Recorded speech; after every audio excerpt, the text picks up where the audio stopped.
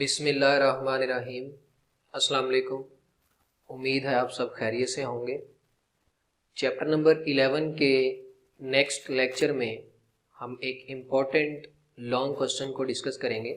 इस क्वेश्चन का आपकी बुक में उसने टाइटल लिखा है derivation of CP minus CV is equal to R। तो CP और CV को हमने लास्ट लेक्चर में डिस्कस किया था। मैं आपको रिवाइज करवा देता हूँ कि CP और CV क्या होते हैं। तो CP को हम कहते हैं molar specific heat at constant pressure और CV को हम कहते हैं molar specific heat at constant volume. तो पहले हम molar specific heat at constant pressure को डिफाइन कर लेते हैं।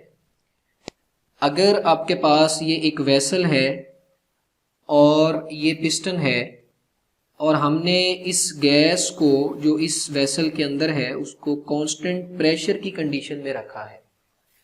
तो कांस्टेंट प्रेशर की कंडीशन में इस वेसल के अंदर जो 1 मोल ऑफ गैस मौजूद है, अगर हमने उस 1 मोल ऑफ गैस का टेम्परेचर 1 केल्विन बढ़ाना है तो 1 केल्विन टेम्परेचर बढ़ाने के लिए हम जो अमाउंट ऑफ हीट इस 1 मोल ऑफ गैस को कांस्टेंट प्रेशर पर सप्लाई करेंगे, उस अमाउंट ऑफ हीट को हम molar specific heat at constant pressure बोलेंगे।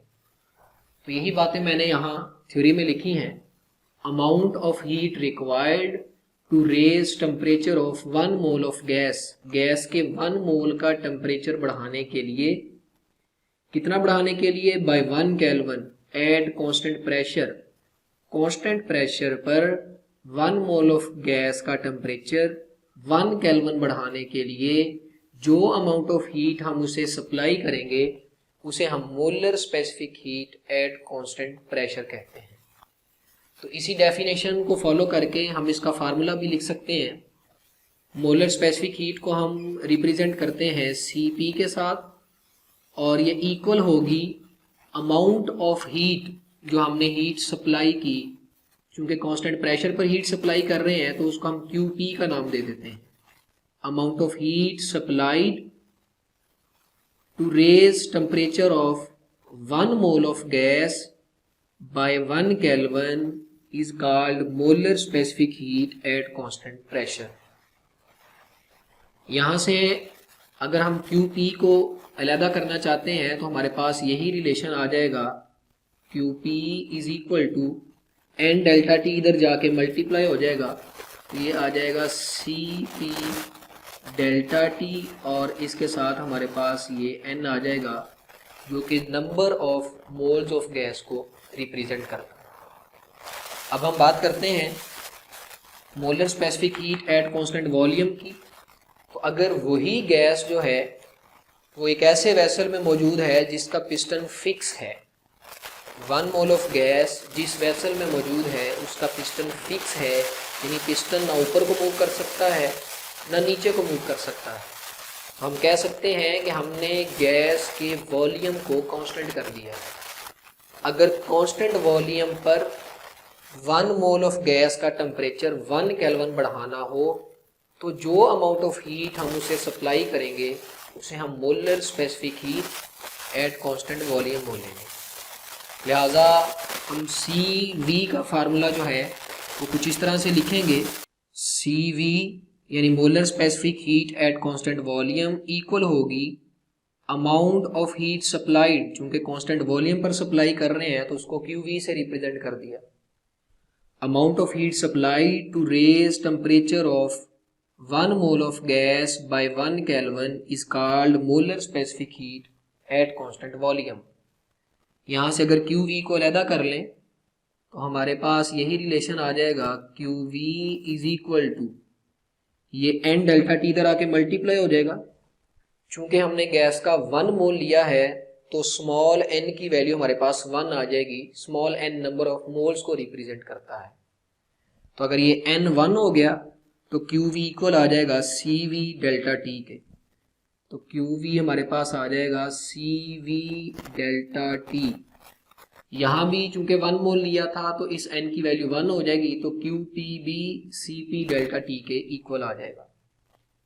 तो ये था molar specific heat at constant pressure and molar specific heat at constant volume. अब हम ये वाला रिलेशन जो है इसको प्रूफ करते हैं। तो हमने सपोज किया है कि 1 मोल ऑफ गैस जो है उसे हमने इनक्लोज कर रखा है एक वेसल में हुज पिस्टन इज फिक्स, यानी गैस एक ऐसे वेसल में मौजूद है जिसका पिस्टन जो है वो फिक्स है, यानी अपनी जगह से मूव नहीं कर सकता।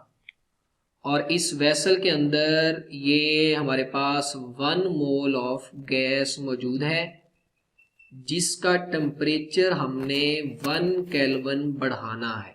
तो अगर पिस्टन को फिक्स कर दिया है यानी पिस्टन मूव नहीं कर सकता, तो इसका मतलब ये है कि हमने वॉल्यूम को कांस्टेंट कर दिया है। तो हम कह सकते हैं कि इस केस में गैस का जो वॉल्यूम होगा वो कांस्टेंट रहेगा। और अगर गैस का वॉल्यूम कांस्टेंट हो गया तो इसका मतलब ये है कि चेंज इन वॉल्यूम यानी डेल्टा वी जो है उसकी वैल्यू 0 हो जाएगी, क्योंकि वॉल्यूम चेंज ही नहीं हो रहा। तो अगर वॉल्यूम चेंज नहीं हो रहा तो हम ये पता करते हैं कि इस वेसल में मौजूद गैस ने वर्क कितना किया होगा। तो वर्क का फार्मूला हमने पढ़ रखा है कि थर्मोडायनामिक्स में वर्क इक्वल होता है P डेल्टा V के। यहाँ P हमारे पास है प्रेशर, डेल्टा V है चेंज इन वॉल्यूम। चूंकि वॉल्यूम चेंज नहीं हो रहा लिहाजा डेल्टा V की वैल्यू 0 आ जाएगी। तो अगर हमारे पास डेल्टा V 0 हो गया, ये वाला फैक्टर 0 हो गया, तो ये सारे को 0 कर देगा। तो इस केस में हमारे पास वर्क डन की वैल्यू 0 आ जाए। तो याद रखिए, जब भी 1 mole of gas constant volume पर वेसल में मौजूद होगी तो वो इन्वायरमेंट पर, सराउंडिंग पर कोई वर्क नहीं करेगी, क्योंकि पिस्टन जो है वो मूव नहीं कर सकता। अब ये कंडीशन जो है हम फर्स्ट लॉ ऑफ थर्मोडायनामिक्स में लगा देते हैं। तो फर्स्ट लॉ ऑफ थर्मोडायनामिक्स हमारे पास था Q heat supply to system, वो 2 कामों में यूज होगी। नंबर 1 इंटरनल एनर्जी को बढ़ा देगी, क्योंकि हीट सप्लाई कर रहे हैं तो इंटरनल एनर्जी बढ़ेगी, और plus work done by system हो जाएगा, यानी पिस्टन ऊपर को मूव कर जाएगा। अब यहां तो वर्क डन की वैल्यू है 0, क्योंकि वॉल्यूम कांस्टेंट है यानी पिस्टन मूव नहीं कर सकता। तो ये W की वैल्यू हमारे पास यहाँ पर 0 आ जाएगी। तो अगर ये वाला फैक्टर 0 हो गया तो फर्स्ट लॉ ऑफ थर्मोडायनामिक्स हमारे पास आ जाएगा Q is equal to delta E. चूंकि हीट कांस्टेंट वॉल्यूम पर सप्लाई कर रहे हैं तो इसको हम QV के साथ रिप्रेजेंट कर लेंगे। तो जब 1 mole of gas constant volume पर एक वेसल में मौजूद है तो उसको जितनी हीट सप्लाई करेंगे वो सारी की सारी उसकी इंटरनल एनर्जी बढ़ाने में यूज हो जाएगी। तो QV इक्वल आ गया डेल्टा U के। इसको हमने क्या लिया, इक्वेशन 2। यहां हम QV की ये वाली वैल्यू जो है पुट कर सकते हैं। इसको अब कह लो इक्वेशन 1। इक्वेशन 1 को हमने इक्वेशन 2 में पुट कर दिया तो QV की जगह आ जाएगा CV डेल्टा T। QV की जगह आ जाएगा CV डेल्टा T, और इधर हमारे पास ये डेल्टा U होगा। तो रिलेशन आ गया delta U is equal to CV delta T, यानी कांस्टेंट वॉल्यूम पर 1 मोल ऑफ गैस को जो हीट सप्लाई की होगी उससे उसकी इंटरनल एनर्जी बड़ी होगी। इंटरनल एनर्जी कितनी बड़ी होगी वो CV डेल्टा T से हमें पता चल सकता है।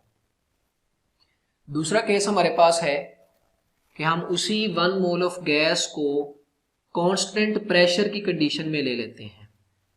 यानी अगर हमारे पास ये वेसल है, इसके अंदर 1 मोल ऑफ गैस मौजूद है और हमने इसको कांस्टेंट प्रेशर की कंडीशन में ले लिया है, यानी कि अब पिस्टन अपनी इस इनिशियल पोजीशन से मूव करके ऊपर को जा सकता है। तो इस केस में अगर हीट सप्लाई करेंगे इस 1 मोल ऑफ गैस को तो वो हीट 2 कामों में यूज होगी। एक तो इंटरनल एनर्जी बढ़ेगी अंदर गैस की, वर्किंग सब्सटेंस की यानी सिस्टम की, और दूसरा ये जो पिस्टन है अपनी इस इनिशियल पोजीशन से मूव करके ऊपर को चला जाएगा। क्योंकि बाहर से हम हीट सप्लाई कर रहे हैं, तो जो हीट सप्लाई करेंगे वो अब दो कामों में यूज होगी। एक तो वो इंटरनल एनर्जी को बढ़ाएगी और दूसरा सिस्टम वर्क भी कर देगा, क्योंकि अब पिस्टन जो है वो फिक्स नहीं है। तो इस केस में वर्क होगा, कौन करेगा? गैस करेगी। और किस पर करेगी? इन्वायरमेंट पर। और लेट्स सपोज यहां से यहां पिस्टन जाने में जो चेंज इन वॉल्यूम हमारे पास आ गया वो डेल्टा वी है। पिस्टन का क्रॉस सेक्शनल एरिया हमारे पास आ जाएगा ए, ये लिखा है कि हमने एरिया जो है वो ए रखा है। यहां से यहां तक जाने में पिस्टन ने ये वाला डिस्प्लेसमेंट कवर कर लिया, इसको कह दिया डेल्टा वाई। तो आपको मैंने बताया था कि जब ये वाली लेंथ चेंज हो जाएगी तो एरिया के साथ ये तीसरी लेंथ जब आती है तो वॉल्यूम बन जाता है। तो चूंकि ये लेंथ चेंज हो रही है लिहाजा वॉल्यूम चेंज हो रहा है। हम कह सकते हैं ए डेल्टा वाई जो है वो डेल्टा वी के इक्वल है, और ये बात हमने लास्ट लेक्चर्स में भी डिस्कस की थी। ए डेल्टा वाई जो है वो डेल्टा वी के इक्वल होगा, चेंज इन वॉल्यूम होगा। तो इस केस में गैस वर्क डन करेगी और वर्क डन जो होगा वो इक्वल आ जाएगा पी डेल्टा वी के। अब हम ये कंडीशन जो है इसके under first law of thermodynamics को डिस्कस करते हैं।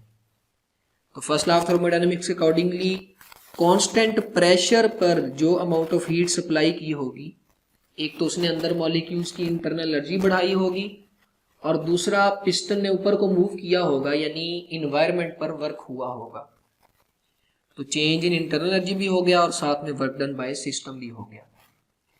अगर QP की वैल्यू हम यहां पर ले आए, जो कि हमें ये वाली इक्वेशन बता रही है कि QP CP डेल्टा T के इक्वल है, तो इधर QP की जगह आ जाएगा CP delta T। Internal energy कितनी बड़ी होगी? आपने प्रीवियस लेक्चर्स में एक बात सीखी थी कि हमारे पास जो आइडियल गैस होती है उसका absolute temperature average translational kinetic energy के डायरेक्टली प्रोपोर्शनल होता है। और आपने ये भी बात सीखी थी कि आइडियल गैस की internal energy totally average translational kinetic energy पर डिपेंड करती है। लिहाजा हम लिख सकते हैं कि आइडियल गैस के लिए जो टेम्परेचर है वो इंटरनल एनर्जी के डायरेक्टली प्रोपोर्शनल होता है। तो अगर आपने इस केस में भी 1 मोल का टेम्परेचर 1 केल्विन बढ़ाना था और इस केस में भी 1 मोल का टेम्परेचर 1 केल्विन ही बढ़ाना है, तो अगर दोनों केस में टेम्परेचर में इंक्रीज सेम लेकर आना है तो इसका मतलब है दोनों केस में इंटरनल एनर्जी भी एक जैसी बढ़ाना पड़ेगी। दोबारा सुनो, यहां 1 मोल ऑफ गैस का टेम्परेचर कितना बढ़ाना? 1 केल्विन। यहां 1 मोल ऑफ गैस का टेम्परेचर कितना बढ़ाना? 1 केल्विन। चूंकि दोनों में टेम्परेचर 1 केल्विन बढ़ाना है और टेम्परेचर इंटरनल एनर्जी पर डिपेंड करता है, तो यहां जितनी इंटरनल एनर्जी बढ़ाएंगे उतनी ही इंटरनल एनर्जी यहां बढ़ाने से टेम्परेचर 1 केल्विन इंक्रीज कर जाएगा। कहने का मकसद ये, दोनों केसेस में कांस्टेंट प्रेशर और कांस्टेंट वॉल्यूम, दोनों केसेस में जो चेंज इन इंटरनल एनर्जी होगी वो सेम होगी। इसीलिए मैंने यहां डेल्टा U की जगह ये CV डेल्टा T पुट कर दिया है और वर्क डन की जगह हमारे पास ये आ गया P डेल्टा V। इसको हमने कह दिया इक्वेशन 5। अब देखो, हमने ये सारी बात की है कांस्टेंट प्रेशर की कंडीशन में। तो अगर प्रेशर कांस्टेंट है तो ये वॉल्यूम कैसे चेंज हो गया? वॉल्यूम को 2 फैक्टर्स चेंज करवा सकते हैं। According to Boyle's law volume pressure के इनवर्सली प्रोपोर्शनल है और according to Charles law volume temperature के डायरेक्टली प्रोपोर्शनल है। यहां प्रेशर तो कांस्टेंट है, अगर प्रेशर कांस्टेंट है इट मींस प्रेशर वॉल्यूम को चेंज नहीं कर रहा यहां पे। तो फिर कौन सा फैक्टर ऐसा है जो वॉल्यूम को चेंज कर सकता है? वो है टेम्परेचर। और यहां गौर करो, हम 1 मोल ऑफ गैस का टेम्परेचर बढ़ा ही तो रहे हैं, लिहाजा यहां ये जो चेंज इन वॉल्यूम आया है ये टेम्परेचर चेंज होने की वजह से आया है। और यही बात मैंने ये लिखी है कि चूंकि प्रेशर कांस्टेंट है तो फिर वॉल्यूम क्यों चेंज हो गया। तो अगर प्रेशर कांस्टेंट है तो वॉल्यूम को चेंज कर सकता है टेम्परेचर। और वो हमने यहाँ 1 मोल ऑफ गैस को हीट सप्लाई करने से उसका टेम्परेचर बढ़ाया है। तो वॉल्यूम चेंज हो रहा है जी due to change in temperature यानी डेल्टा टी की वजह से। यहाँ हम जनरल गैस इक्वेशन यूज करेंगे ताकि हम इस रिलेशन को फाइनलाइज कर सकें। जनरल गैस इक्वेशन आपने पढ़ी है PV is equal to nRT। यहाँ हम गैस का 1 मोल ले रहे हैं तो स्मॉल n की वैल्यू 1 आ जाएगी। तो n की वैल्यू 1 आ गई यानी 1 मोल ऑफ गैस ले लिया। अगर n की वैल्यू 1 है तो हमारे पास यही रिलेशन आ जाएगा, P साथ में आ जाएगा ये V इक्वल्स N1 हो गया तो ये आ जाएगा R और ये हमारे पास ये T आ जाएगा। अब चूंकि टेम्परेचर के चेंज होने से वॉल्यूम चेंज हो रहा है, प्रेशर कांस्टेंट है, तो इधर से टेम्परेचर चेंज हो गया और टेम्परेचर के चेंज होने से इधर वॉल्यूम चेंज हो गया। तो यहाँ टेम्परेचर चेंज हुआ डेल्टा टी और इधर से वॉल्यूम चेंज हो गया डेल्टा वी। इसको हम कह लेते हैं इक्वेशन 6। इस इक्वेशन को हम इक्वेशन 5 में पुट कर देते हैं यानी P डेल्टा V की जगह हम R डेल्टा T लिख सकते हैं। तो जब इस इक्वेशन को इसमें पुट करेंगे तो हमारे पास ये इक्वेशन आ जाएगी CP delta T is equal to CV delta T plus P delta V की जगह ये R डेल्टा T आ जाएगा। तो यहाँ आ गया R डेल्टा T। इन दोनों में से डेल्टा T कॉमन ले लेते हैं तो हमारे पास आ जाएगा CV प्लस R और दोनों में से डेल्टा T कॉमन ले लिया तो डेल्टा T ये आ गया और इधर हमारे पास है CP डेल्टा T। ये डेल्टा T और ये डेल्टा T एक दूसरे के साथ कैंसिल हो जाएंगे तो हमारे पास रिलेशन बच जाएगा CP इज इक्वल टू ये CP बच गया और इधर आ जाएगा CV प्लस R। ये है molar specific heat at constant pressure और ये है molar specific heat at constant volume. इनमें से अगर हम CV को उठाकर उधर ले जाएं तो उधर जाके माइनस हो जाएगा तो हमारे पास आ जाएगा CP माइनस CV और इस साइड पे सिर्फ R रह जाएगा। तो यही हमने प्रूव करना था कि molar specific heat at constant pressure minus molar specific heat at constant volume जो है वो यूनिवर्सल गैस कांस्टेंट R के इक्वल होता है। अब यहाँ हम एक और इम्पोर्टेंट कॉन्सेप्ट समझते हैं कि CP और CV इन दोनों में से किस फैक्टर की वैल्यू ज्यादा होगी। तो इसके लिए हम वापस चलते हैं इन दो फिगर्स पर। यहां हमने कांस्टेंट वॉल्यूम के केस में टेम्परेचर को 1 केल्विन बढ़ाना था और यहां हमने कांस्टेंट प्रेशर के केस में वॉल्यूम को 1 केल्विन बढ़ाना था। तो मुझे आप जरा एक बात सोचकर बताएं कि यहां पिस्टन मूव ही नहीं कर सकता तो जितनी हीट आप बाहर से सप्लाई करेंगे जिसे हम QV बोलेंगे वो सारी की सारी इंटरनल एनर्जी बनेगी यानी टेम्परेचर को बढ़ा देगी। लेकिन यहाँ चूंकि पिस्टन मूव कर सकता है तो यहाँ जो हीट आप सप्लाई करेंगे वो दो कामों में डिवाइड हो जाएगी। एक तो वो इंटरनल एनर्जी बढ़ाएगी यानी टेम्परेचर बढ़ाएगी और दूसरा सिस्टम उसी हीट का कुछ हिस्सा यूज करके वर्क करेगा। यहाँ हीट से सिर्फ इंटरनल एनर्जी बढ़ रही है और यहाँ हीट से दोनों काम हो रहे हैं, इंटरनल एनर्जी भी बढ़ रही है और सिस्टम भी वर्क कर रहा है। तो यहाँ सारी हीट इंटरनल एनर्जी में जा रही है, लिहाजा इस केस में 1 मोल का टेम्परेचर 1 केल्विन जो है वो बढ़ाने के लिए हमें ये जो हीट है ये कम देना पड़ेगी क्योंकि सारी हीट ने क्या बन जाना है, इंटरनल एनर्जी।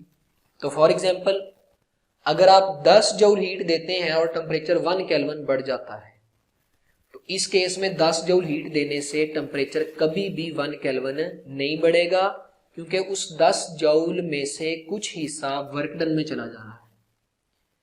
तो हम कह सकते हैं कि कांस्टेंट प्रेशर पर 1 मोल ऑफ गैस का टेम्परेचर 1 केल्विन बढ़ाने के लिए हमें ज्यादा हीट सप्लाई करना पड़ेगी as compare to constant volume.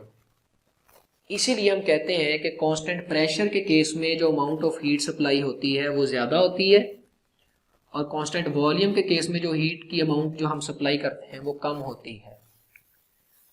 तो अगर QP QV से बड़ा हो गया, अगर QP QV से बड़ा हो जाएगा तो हम ये कह सकते हैं कि CP जो है वो CV से बड़ा हो जाएगा, क्योंकि CP डिपेंड करता है QP पर और CV डिपेंड करता है QV पर। ये देखें, CP डिपेंड करता है QP पर और CV डिपेंड करता है QV पर। तो अगर QP QV से बड़ा है तो हम ये कह सकते हैं कि CP CV से बड़ा है। ये क्वेश्चन आपकी एक्सरसाइज में भी है, why CP is greater than CV। तो आज के लेक्चर में हमने ये प्रूफ किया कि CP माइनस CV इक्वल है RK और एंड पे एक इम्पॉर्टेंट पॉइंट सीखा कि CP की वैल्यू CV से ज़्यादा क्यों होती है।